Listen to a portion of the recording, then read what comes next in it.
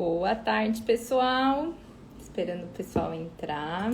Aí a gente já começa oficialmente a nossa live de hoje, terça-feira, dia 12. Tudo bem, professor Jorge? Prazer, o Jorge tá sempre com a gente. Prazer imenso tê-lo aqui conosco, viu, professor? Eduardo, Daniel, Débora, Selma, sejam todos muito bem-vindos, gente, para nossa live, né? Toda terça-feira a gente tem um encontro marcado às 16h30 para falar, né? A nossa live, o Café com a Carla. Hoje, especialmente, não vai de café, eu vou de chazinho. Tomei muito café durante o dia, quero dar uma brecada hoje, vou no chá. Mas, gente, independente se é café ou chá, pega a sua bebida, fica à vontade. O intuito dos nossos encontros de terça-feira é ser uma live sem tema pré-definido. Então, uma live aberta para que você possa compartilhar suas dúvidas, perguntas, experiências. Então, quem estiver à vontade para entrar ao vivo, pode fazer a solicitação e participar ao vivo na live. Ou quem preferir ir mandando perguntas pelo chat, ou então tem um ponto de interrogação aqui, pode mandar a pergunta por aqui sem problemas. E enquanto vocês vão enviando, sempre tem algumas perguntas. Boa tarde, Selma, que eu recebo, né, no box. Ontem, de segunda-feira, tenho aberto sempre box de pergunta e não consigo dar conta de responder todas, então eu acabo deixando algumas para a gente discutir aqui com vocês no nosso Café com a Carla, que acontece de terça-feira às 16h30. E aí, uma das perguntas, né, dos questionamentos, né, que foi realizado no box de pergunta ontem, foi sobre a questão de exercício. Qual exercício não pode faltar no treinamento para grupos especiais? Pessoal, e aí a gente retoma, né, aquele conceito no sentido de que não existe exercício obrigatório, né? E aí a gente até volta na reflexão da questão das diretrizes, né? É muito importante que a gente saiba realmente as diretrizes de prescrição, mas somente as diretrizes não vão garantir segurança e eficácia no seu programa de treinamento. E até mesmo quando a gente pensa, né, qual é o exercício obrigatório que envolve a questão que não pode ficar de fora no seu programa de treinamento, vai depender muito de qual capacidade o seu aluno tem necessidade de trabalhar. Então, muitas vezes, a gente não consegue fazer uma regra fechada, sendo que cada idoso, ou cada pessoa, cada aluno seu vai ter uma demanda, uma necessidade que a gente acaba tendo que priorizar, ou uma condição clínica que vai responder ou não para determinado exercício. Boa tarde, Nilson. Então, aí até eu brinquei lá no box, né, na caixinha de perguntas. Falei, se for idoso, né, e se tiver condição clínica para isso, eu sempre falo do sentar e levantar, né? Mas vai depender da pessoa, da condição. Porque eu gosto muito do sentar e levantar. O sentar e levantar é um exercício totalmente, que a gente fala, funcional no sentido de toda pessoa, né, que quer manter a sua independência para executar suas atividades básicas de vida diária, o movimento de extensão de quadril, de levantar da cadeira, de levantar do vaso sanitário, a gente pode treinar isso. Então, exige um fortalecimento de musculatura de membros inferiores e principalmente do glúteo, que a gente treina agachando. Só que grande parte dos nossos idosos não tem força suficiente para fazer o movimento de agachamento, não tem equilíbrio suficiente muscular ou até mesmo mobilidade e flexibilidade. Então, começar já com o agachamento acaba sendo um pouco inviável. Então, como que a gente dá um passo para trás antes do agachamento? É o sentar e levantar. Não é com todas as pessoas que a gente já consegue iniciar isso fazendo senta e levanta, né? Então, sentar e levantar.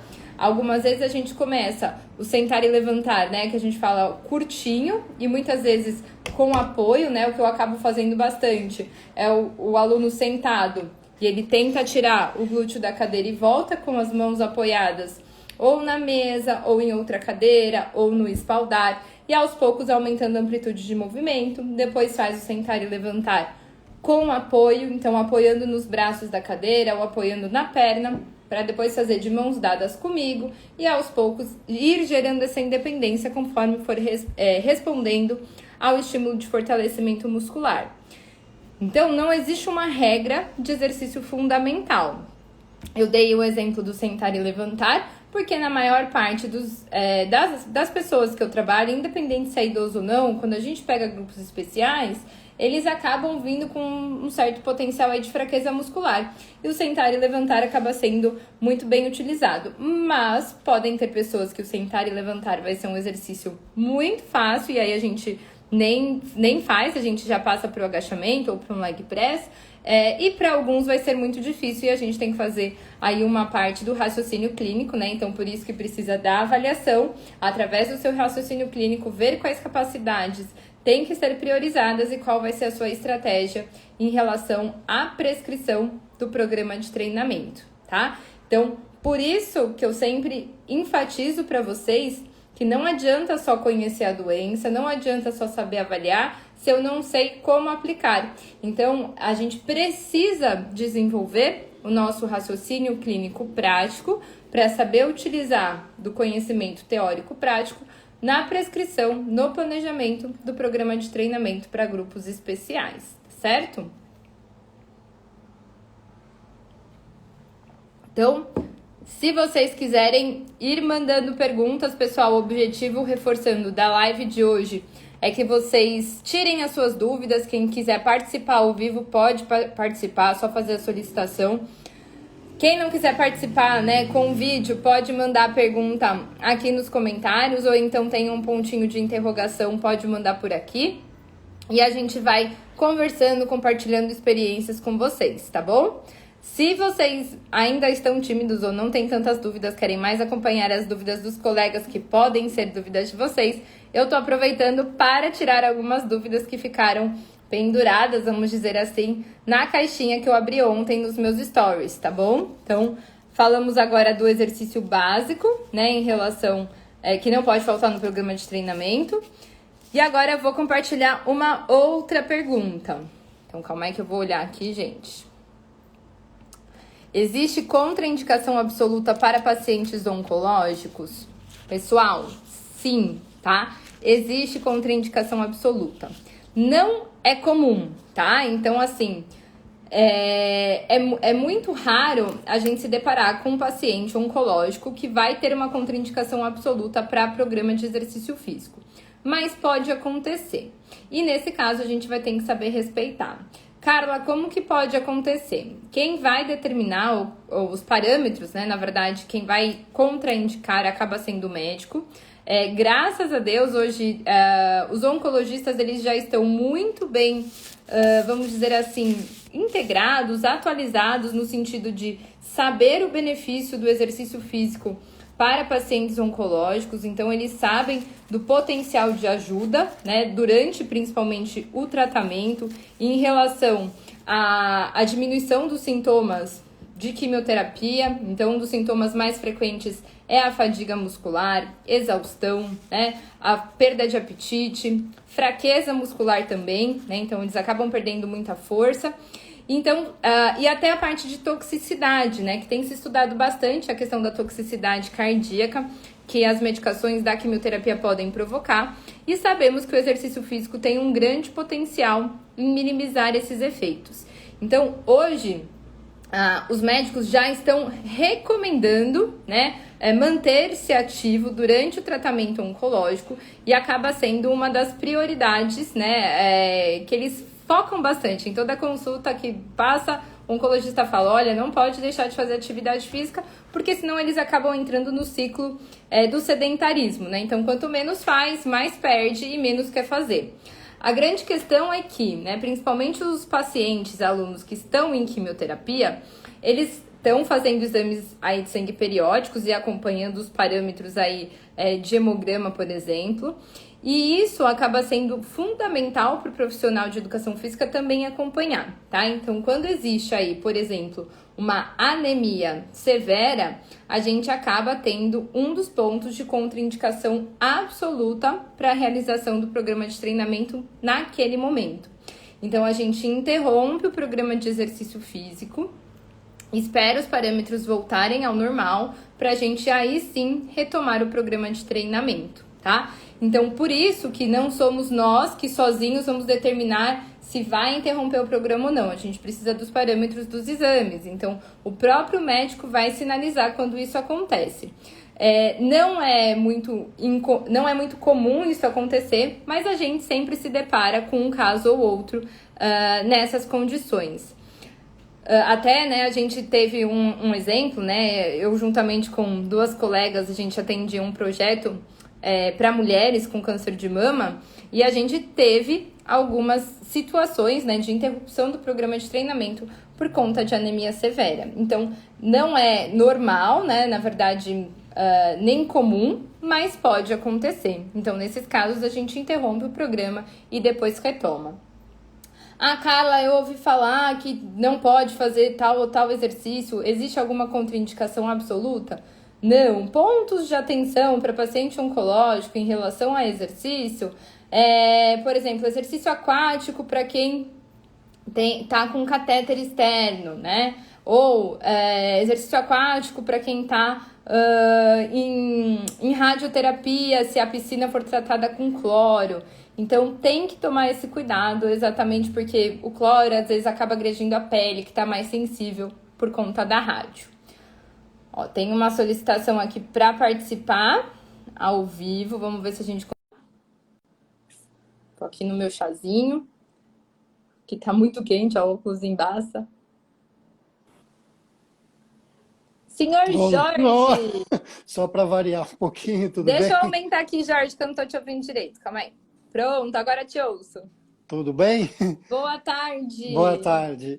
Bom, eu queria a gente falar um pouco sobre a questão da segurança, até que você citou naqueles 5 pontos, né, que você coloca de importantes para fazer o treinamento, o nível de segurança que você trabalha com os alunos e também a interpretação dos resultados de exames, principalmente exame de sangue, essas coisas, porque eu acho que esses pacientes, alunos, seja o que for, a verdade é o resultado bom quando vier um exame com as referências positivas, né, de que houve uma melhora nesses casos, né, do nosso trabalho em relação ao que a gente está fazendo e o nível de segurança também, né, cara?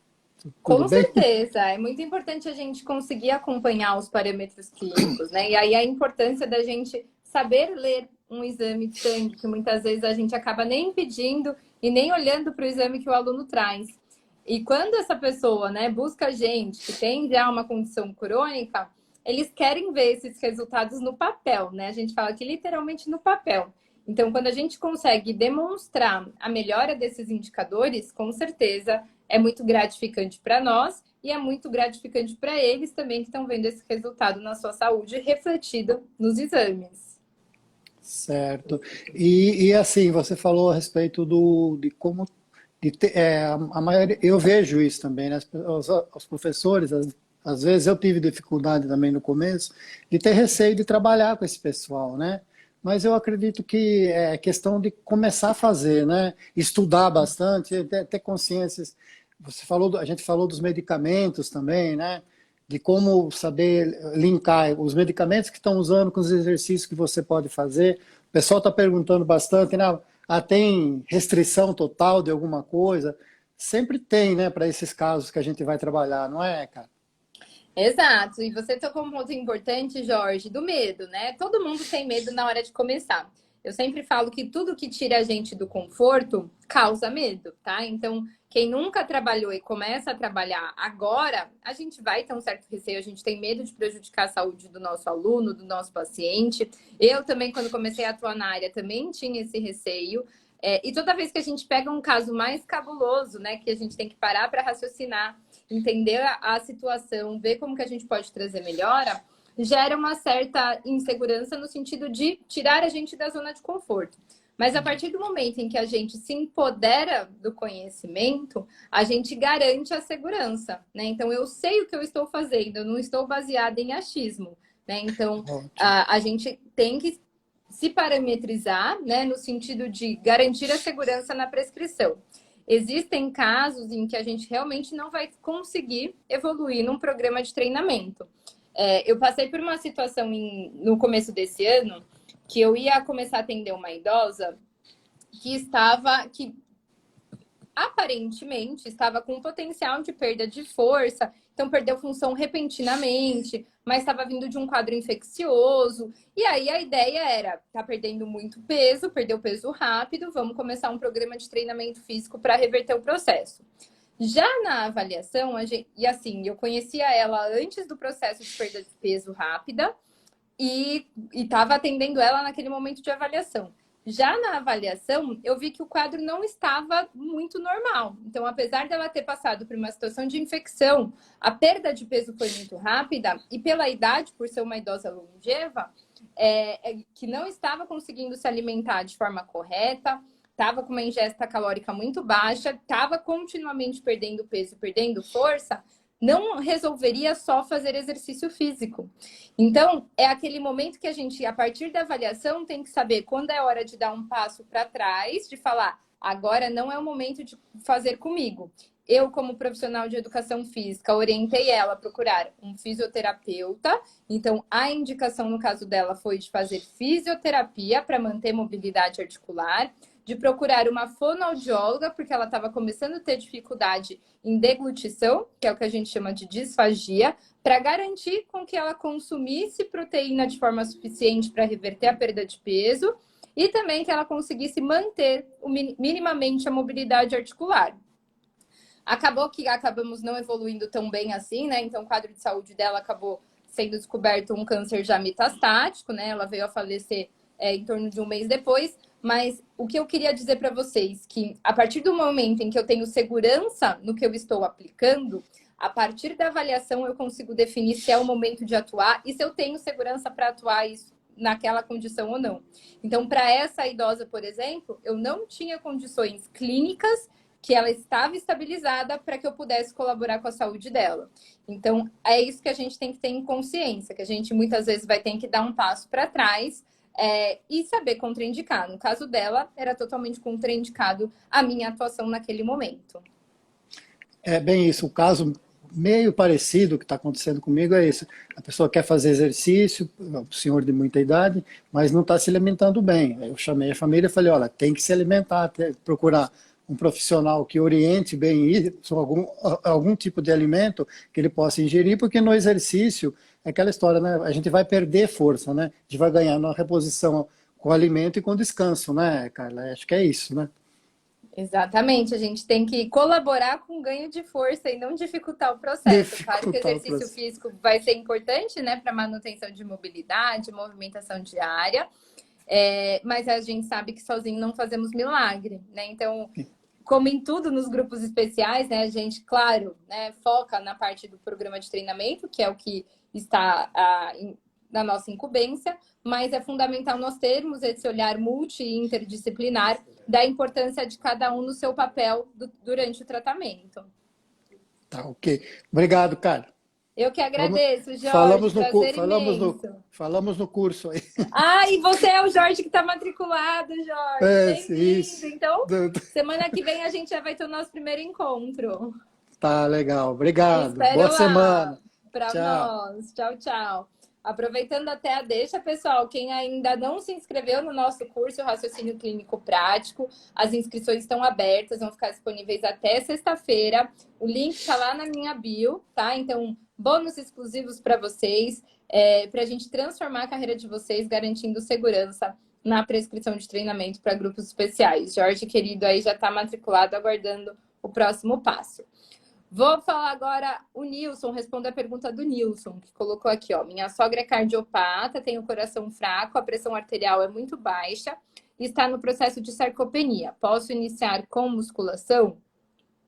Nilson, na verdade, a gente precisa entender assim.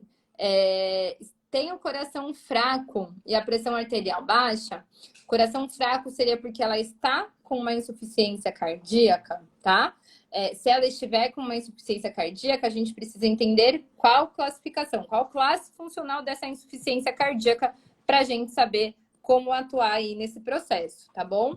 Pressão baixa, também tem que entender o porquê que está tão baixo. E aí, assim, quão baixa ela está, quais são os parâmetros. E está com processo de sarcopenia, se pode iniciar por musculação. Então, ó, primeiro de tudo, a gente vai precisar entender qual é a condição clínica dela, no sentido de o que significa esse coração fraco, é uma insuficiência cardíaca congestiva? Essa pressão arterial muito baixa, ou com muito baixa, e por que ela está muito baixa?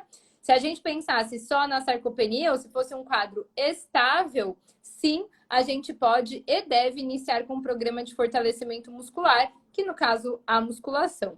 Teríamos que tomar aí diversos cuidados, principalmente se ela está num processo aí de perda de força progressiva, mesmo sendo cardiopata e tendo necessidade de fazer um condicionamento cardiorrespiratório, a gente precisa primeiro trabalhar o processo de fortalecimento. Se ela não tem músculo, se ela não tem força, músculo não tem no modo do sentido de musculatura suficiente, forte, tá, gente? Não é que ela não vai ter músculo, ela vai ter.